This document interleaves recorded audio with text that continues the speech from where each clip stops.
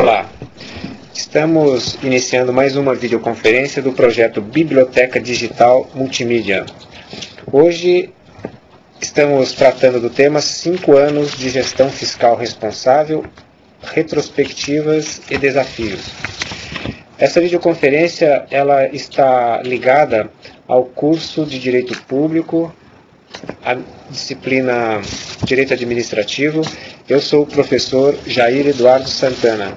E para tratar desse assunto, além de mim, nós contamos com as presenças dos professores Carlos Pinto Coelho Mota, que é advogado e especialista em Direito Público, além de professor em diversos cursos e autor de várias obras jurídicas.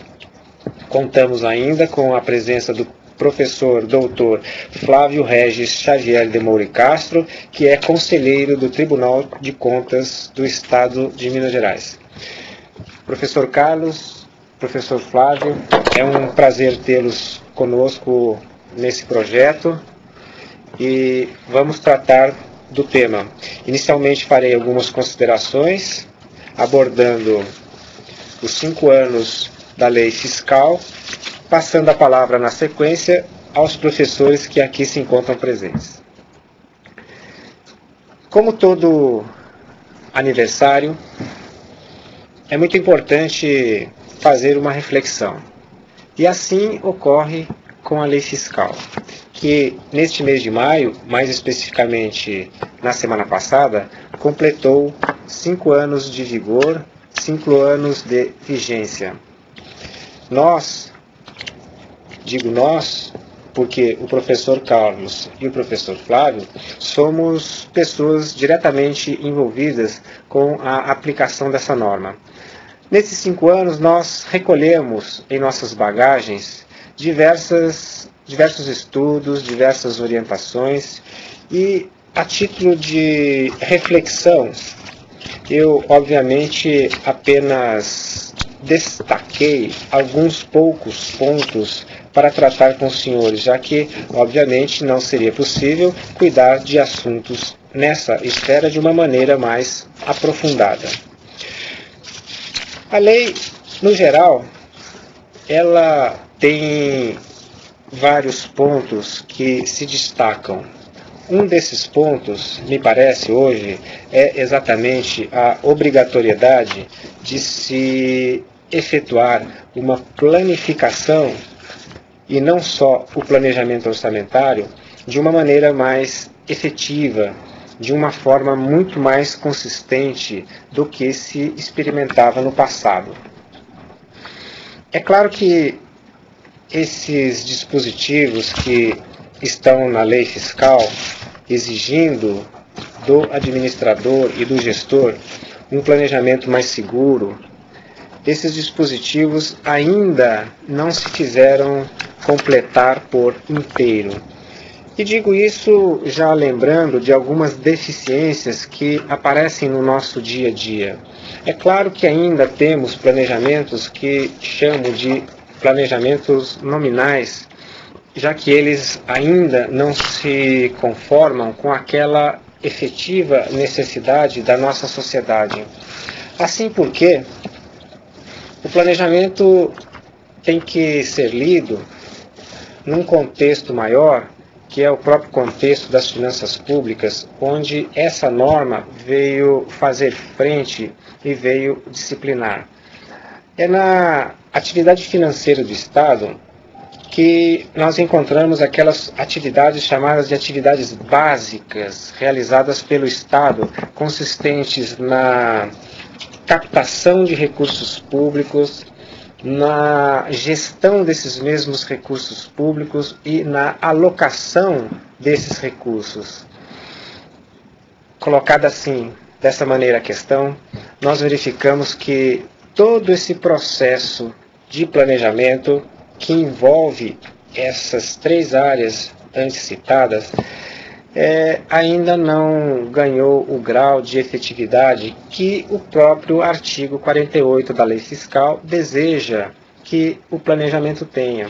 Quero dizer com isso que, nesse ano de 2005 em especial, passamos por uma fase de planificação muito importante, sobretudo na esfera municipal, já que é ano de elaboração de plano plurianual, é ano de elaboração das leis de diretrizes orçamentárias e também da lei orçamentária anual.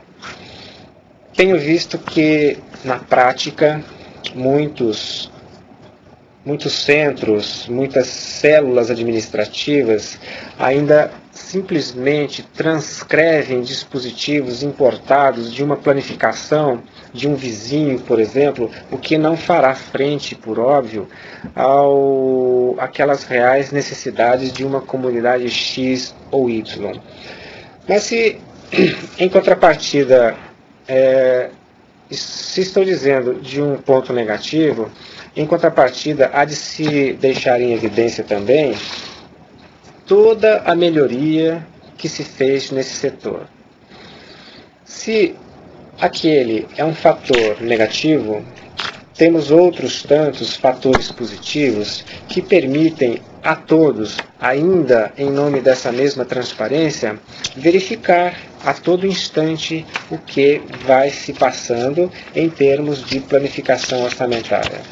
Vale dizer, hoje os planos, se eles não contam na sua formação com a efetiva participação popular, como é o caso da exigência posta na LRF, é fato também que o resultado desses planos estão a todos disponíveis. Quero dizer, a qualquer instante, todo e qualquer cidadão tem acesso a esse documento básico, a esse documento legislativo que se produz em torno do planejamento. E escolhi propositalmente esse tema para dizer em tom de 5 anos, planejamento, porque nesses 5 anos muita coisa mudou, a planificação alterou, mas vejo isso tudo com muita cautela, no sentido de que o brasileiro, por tradição e por cultura até, não tem ainda o hábito da planificação, até mesmo nas suas mais simples atividades diárias e cotidianas. É claro que essa atividade que é pública e não privada reflete, de certo modo, ainda que minimamente, essa cultura nacional. Mas seja como for, estamos, com o passar dos tempos, melhorando. Estamos dando passos e, infelizmente, os passos não podem ser dados naquela mesma velocidade que gostaríamos que fossem dados para que chegássemos num ponto talvez já um pouco mais ideal. Ingressando um pouquinho mais nesse assunto, bastará percorrer os olhos aos dispositivos antes não conhecidos para a planificação orçamentária para se ter a exata noção das possibilidades que hoje a planificação orçamentária disponibiliza para todos nós. Ou seja, a partir do instante que nós temos uma legislação publicada, essa legislação ela permite não só ao gestor, mas também à sociedade uma visualização, e aí a transparência, mais concreta, mais real, mais efetiva daquilo tudo que será a ação de governo. E, obviamente, se esse processo de planejamento está a cada instante ficando mais cristalino, menos opaco, isso vai implicar de uma forma muito real e muito efetiva na questão do controle. Porque se nós fincamos premissas a partir do planejamento, e se esse planejamento ele dá margem a uma execução, essa execução, por óbvio, passará ao final por um determinado controle, por uma determinada fiscalização. Essa, aliás, uma das razões de se trazer aqui nessa data, a convite, o professor Flávio Regis, que nos falará em seguida sobre a visão do controle. Essas, então, algumas considerações que eu tinha para fazer em torno do planejamento, dizendo que há pontos extremamente positivos, há pontos que ainda são negativos, mas isso tudo está situado num processo de mutação cultural da sociedade e da própria administração pública. Temos outros pontos para verificar ainda em torno da lei, é evidente, mas seguindo o nosso horário, o horário estipulado, eu passo a palavra ao Dr. Flávio Regis Xavier de Mouro Castro, repetindo que o professor Flávio é conselheiro do Tribunal de Contas do Estado de Minas Gerais. Professor Flávio, mais uma vez, obrigado pela aceitação do convite. É um prazer em tê-lo conosco em nosso curso. Bom, caro amigo Jair, para mim é um prazer, até uma honra, estar ao seu lado e também de Carlos Moro. Eu quero dizer que eu não sou professor.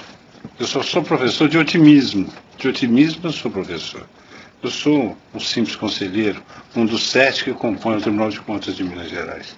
Agora, para falar na lei de responsabilidade fiscal, lei essa que eu acompanhei com muito carinho, indo a Brasília várias vezes, participando da Comissão de Constituição e Justiça, opinando, então eu estou bem à vontade para falar dela.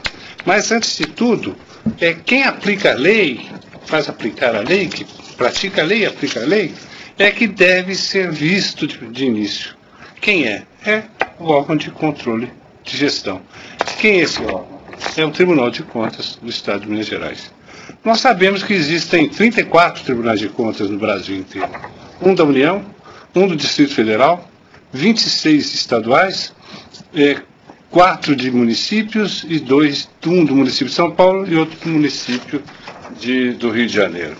Então, o Tribunal de Contas é a figura que deve ser examinada e olhada em primeiro lugar.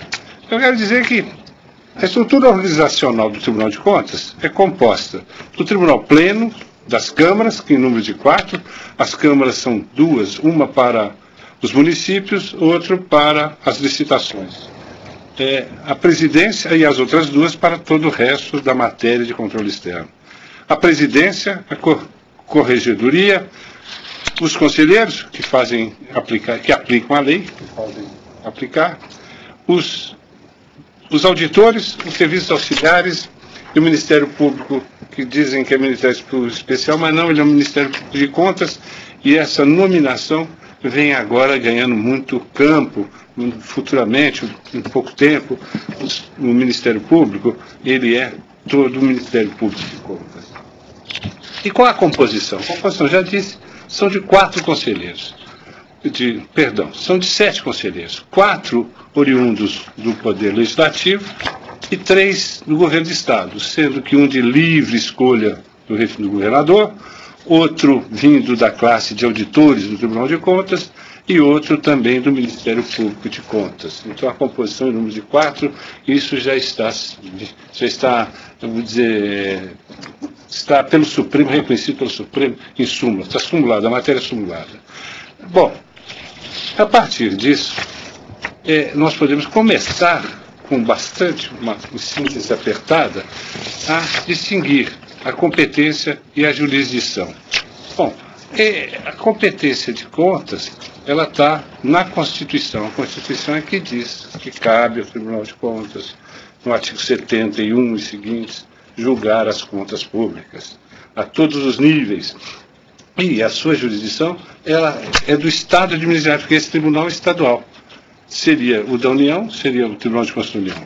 Mas cabe ao Tribunal de Contas julgar as contas, ou melhor, o Tribunal de Contas exerce o controle geral, né? Controle das contas públicas. Ele é um órgão eminentemente de controle externo, que é o controle interno e o controle externo. O controle interno, realizado pelo próprio órgão, o controle externo, a cargo do Tribunal de Contas.